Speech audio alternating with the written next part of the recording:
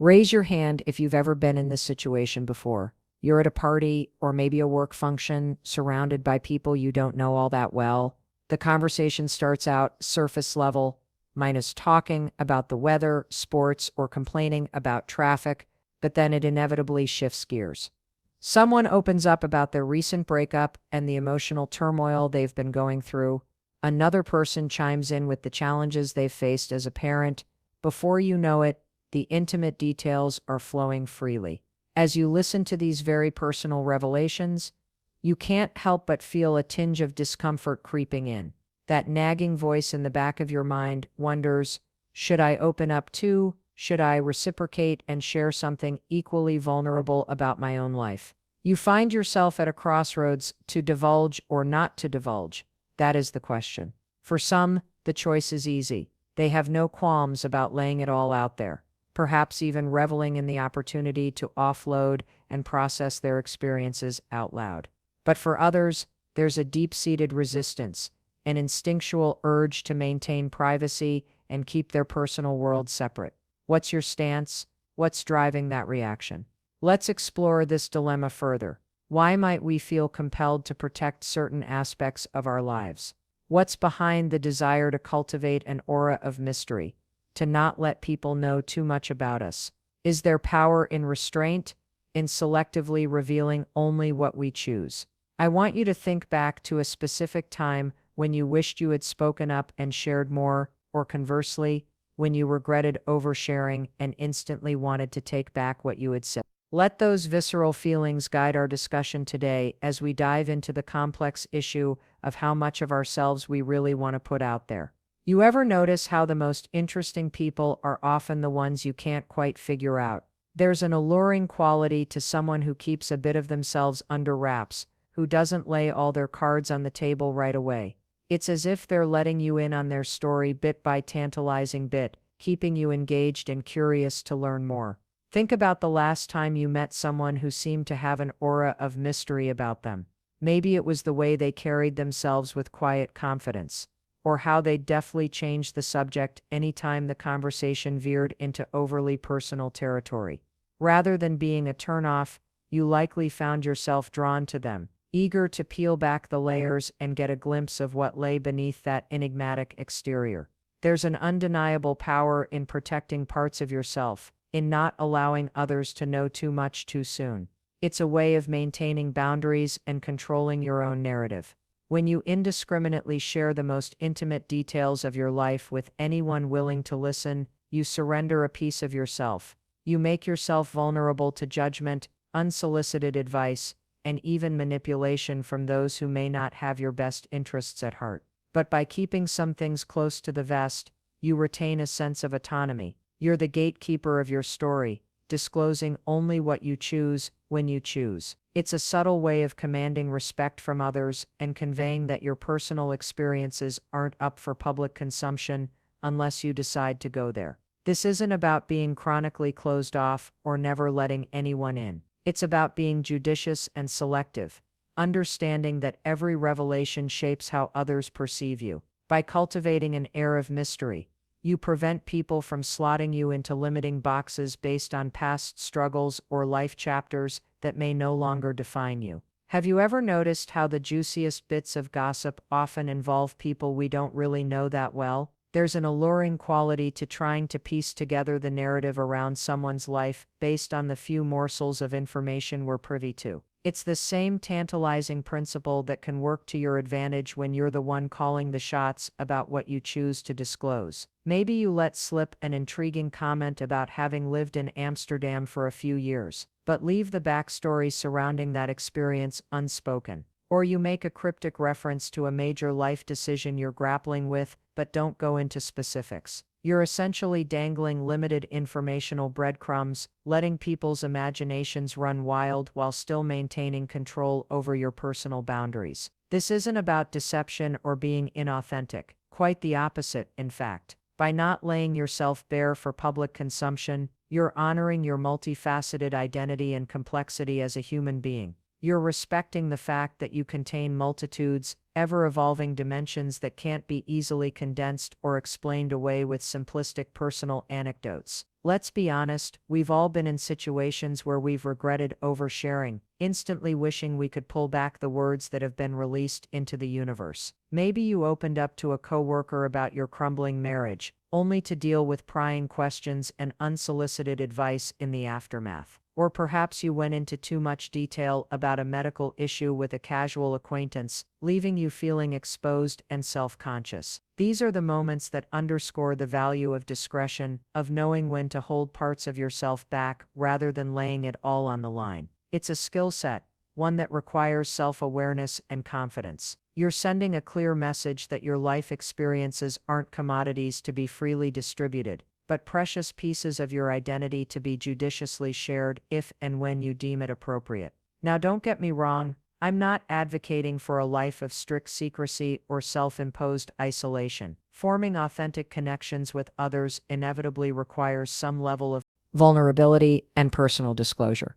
The key is striking a balance, being selective about what you choose to reveal, when, and to whom. You ever have one of those days where you just feel completely drained, like you've expended every last ounce of mental and emotional energy and have nothing left in the tank?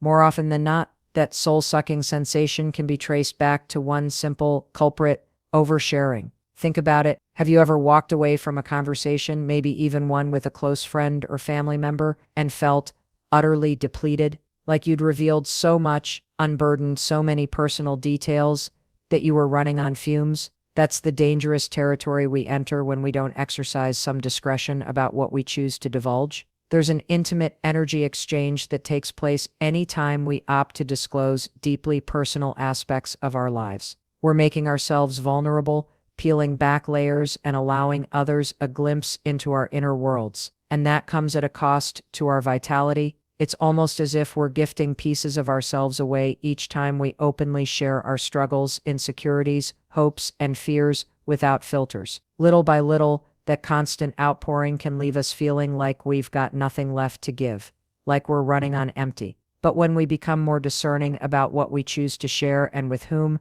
we're able to preserve and protect our precious life force. We're erecting energetic boundaries that allow us to be selective about who has real access to our inner sanctums. Imagine your personal energy like a well that you can choose to draw from judiciously or deplete recklessly. When you're an open book, putting your entire existence on display for mass consumption, you're essentially leaving that well uncovered and allowing it to be drained indiscriminately. But when you practice judicious discretion about what you share, you're the gatekeeper. You're making the conscious choice about when to dip into that well and how much to let out. You're protecting your vitality reserves rather than leaving them open to be pillaged by anyone and everyone. Now, I'm certainly not advocating for a life of total hermetic isolation or suggesting you cut off all personal sharing. We're human beings, and part of what sustains us is the ability to foster genuine connections, to know and be known by others on a heart level. The key is being highly discerning about who you allow to be a part of your innermost circle of trust and vulnerability, because let's face it, we all have those people in our lives who just seem to suck up energy like a rampant sponge, the ones who leave you feeling like you just ran an emotional marathon after every interaction. By carefully considering what you share and with whom, you're able to circumvent those energy vampires and direct your life force in more nourishing directions. You're taking a stand to preserve your essence rather than leaving it to be casually siphoned away. Because here's what happens when we don't have those energetic boundaries in place. We risk burning ourselves out into a perpetual state of depletion. Our tanks never get a chance to refill because we're in a constant state of energetic deficit from oversharing with the wrong people. And when we're running on empty, we're simply not as equipped to show up fully in other areas of our lives that are important: our work, our core relationships, our self-care practices. We become distracted, frazzled, and prone to prioritizing the needs of others over our own because we've got nothing left in reserve.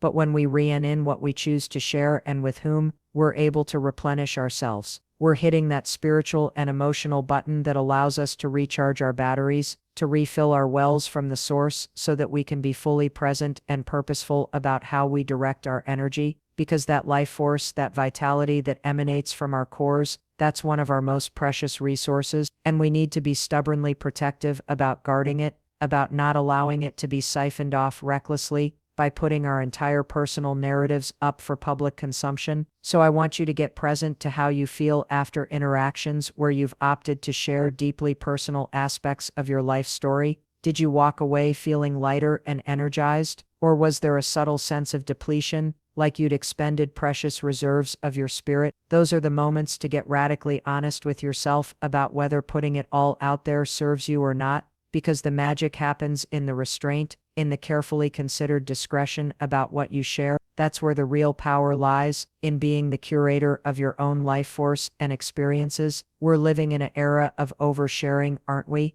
Just take a scroll through social media and you'll see people's entire lives laid bare for public consumption. The good, the bad, the ugly, it's all out there for anyone to see. From airing dirty laundry about relationships to posting videos mid-meltdown, we've become a society that seems to have forgotten the art of discretion, and it's not just limited to our personal social spheres either. Just turn on reality TV and you'll be bombarded with people willingly sacrificing any semblance of privacy or boundaries for the sake of fleeting fame. Every intimate argument, family drama, and personal struggle is packaged up as entertainment, with real human beings as the commodities. In such an environment, is it any wonder that the lines around what's appropriate to share have become so blurred? We're constantly being fed the message that radical transparency and brutal honesty at all costs is not only accepted but celebrated. The more scandalous and exposing, the better. That's what captures eyeballs and attention in this digital age. But I would challenge all of us to pause and ask ourselves, is that really the example we want to be modeling? Do we really want to be living such unfiltered, uncurated lives where our most personal experiences become public property? Because here's what I know for sure. Our discretion, our ability to be discerning about what we share and with whom, that's one of the greatest gifts we can give ourselves. It's a skill and mindset that allows us to cultivate enriching connections while still maintaining vital boundaries. To be open and authentic without being an open book. Think about the people in your life who you'd consider to be part of your innermost circle of trust. The ones with whom you feel comfortable letting your guard down and sharing your fears, vulnerabilities, and deepest truths. Chances are, these aren't the people dishing out their entire life stories to anyone willing to listen. They've mastered the art of discernment, of being highly selective about who gets a genuine glimpse into their inner worlds and personal struggles. Not in some closed-off or defensive way, but through a conscious understanding that their stories, their lives, aren't commodities to be offered up for widespread public consumption. These tend to be the people we're drawn to, don't they? The ones who capture our curiosity and respect because they don't just hand out pieces of themselves indiscriminately. There's an energetic allure to someone who's mastered the art of personal curation. It's almost as if we instinctively understand that by not oversharing, by retaining an element of mystery, they're communicating self-respect and boundaries. They're letting us know that we have to earn the right to be let into their deepest inner sanctums. And isn't that how we'd all like to move through the world? As the ones calling the shots, making empowered choices about who has real access to our authentic selves, rather than leaving ourselves and our personal narratives open to be casually co-opted or misinterpreted by anyone in our orbit. This is about so much more than just privacy or keeping things close to the vest. It's about energetic self-preservation and surrounding ourselves with those who can hold space for all that we are without judgment or violating our boundaries. Because let's be real, we've all had experiences of opening up and sharing parts of ourselves only to instantly regret it. Maybe it was with someone we thought we could trust, but they ended up betraying that confidence or using it against us in some way. Or perhaps we just realized we hadn't adequately screened that person's ability to truly understand the contexts and nuances we were trying to convey. Those are the moments that reinforce the power of discernment, of getting crystal clear about who has earned the privilege of being let behind the veil and into your sacred spaces. Because once you put something out there, you can never fully rein it back, and it becomes a part of how people perceive and understand you, rightly or wrongly. This doesn't mean we have to live in a perpetual state of secrecy or close ourselves off entirely. Authentic connection requires some level of vulnerability and sharing after all. It's about striking that delicate balance of selectively revealing just enough to foster intimacy and closeness, while still maintaining firm boundaries around our innermost selves. Have you ever felt like people have a fixed perception of you based on who you used to be, rather than who you've become? Like no matter how much you've evolved and grown, others still can't seem to update the outdated stories they have about your identity. It's one of the most frustrating experiences, isn't it? To feel like you're being boxed in and defined by narratives from your past that may no longer align with your current reality, as if the person you are today gets completely overshadowed by the person you once were. And a major contributing factor to getting trapped in those crystallized perceptions. You guessed it, oversharing. Putting too much of our personal business out into the world without prudent discretion. Because here's what happens when we indiscriminately divulge all the details and backstories of our lives. We hand others the power to form rigid conclusions about us based on limited or dated information. We give them the ammunition to put us in conceptual boxes that we then have to fight tooth and nail to escape from. Think about it. Have you ever had someone make an assumption about you based on something you shared about your past, even though that version of you is long gone? Maybe you opened up about going through a difficult breakup years ago, but that heartbreak has since become ancient history. Yet the people you divulged that to still can't seem to see past the broken-hearted you narrative. Or perhaps you were open about once struggling with insecurity, low self-esteem, or people-pleasing tendencies. But now that you've done the work to build confidence and boundaries, those close to you still treat you like that same meek, unempowered person you left behind. It's incredibly frustrating to feel like you've outgrown the stories others continue projecting onto you, isn't it? To be evolving while the world keeps you firmly anchored to your past. But when we get more discerning about what we share, we leave room for that evolution. We don't give people the premature ammunition to put us in conceptual boxes before we've even had the chance to show up as our fully realized selves. It's almost like you're protecting your personal narrative and leaving space for new chapters to be written and integrated, rather than handing out the complete anthology of your life's experiences. You're letting those unfold organically through living, breathing example over time. Because the truth is, our personal growth rarely happens in perfectly linear trajectories. We don't just decide to leave the past behind and simply transcend all the earlier versions of ourselves in one fell swoop. Growth is messy, layered, iterative. We're constantly shedding skins and allowing new aspects of our identity to emerge while still incorporating threads of who we once were. But when we give people too much unvarnished backstory too soon, it becomes that much harder for them to metabolize the updated versions of us. We inadvertently create stumbling blocks that make it more difficult for them to truly see and experience us as we're choosing to show up in the present moment. Can you think of someone in your life who seems to struggle with acknowledging and accepting the person you've become? Who seems to constantly revert back to past narratives about you that no longer ring true? Maybe there are aspects of your personal journey, former struggles with addiction, mental health challenges, toxic relationships, that you haven't been as discerning about sharing the details of. So those stories have become deeply imprinted in how others define you, even though they no longer align with your reality. By getting more judicious about what you share, you're able to reset those dynamics, to take back control of your own narrative and allow for a fuller expression of all that you are now, without the weight of past misconceptions. It's not about rewriting or erasing history. Those former experiences and iterations will always be part of your journey. But it's about being discerning about how much of that personal history you choose to broadcast, about protecting the profound growth and evolution you've undertaken from being overshadowed by first impressions or outdated anecdotes. Because at the end of the day, that's what this all boils down to: Messick's the radical act of claiming autonomy over your own story as it continues to unfold, of releasing the aspects that no longer serve you while constantly updating and integrating who you're becoming. And the most empowered way to do that? By carefully curating your personal disclosures and leaving space for your narrative to speak for itself, freed from the constricting boxes and assumptions others may try to impose if you've already overshared. At the end of the day, your life story is yours and yours alone. It's the most precious narrative you'll ever steward, containing all the triumphs, heartbreaks, plot twists, and personal transformations that have cumulatively sculpted you into the person you are today. So why would you ever want to just freely distribute that epic journey for mass public consumption? To indiscriminately hand out pieces of your deepest experiences and identities to anyone and everyone in your orbit? The way I see it, that's essentially taking the greatest creative writing project you'll ever author, the rich tapestry of your personal biography, and turning it into the written equivalent of fast food.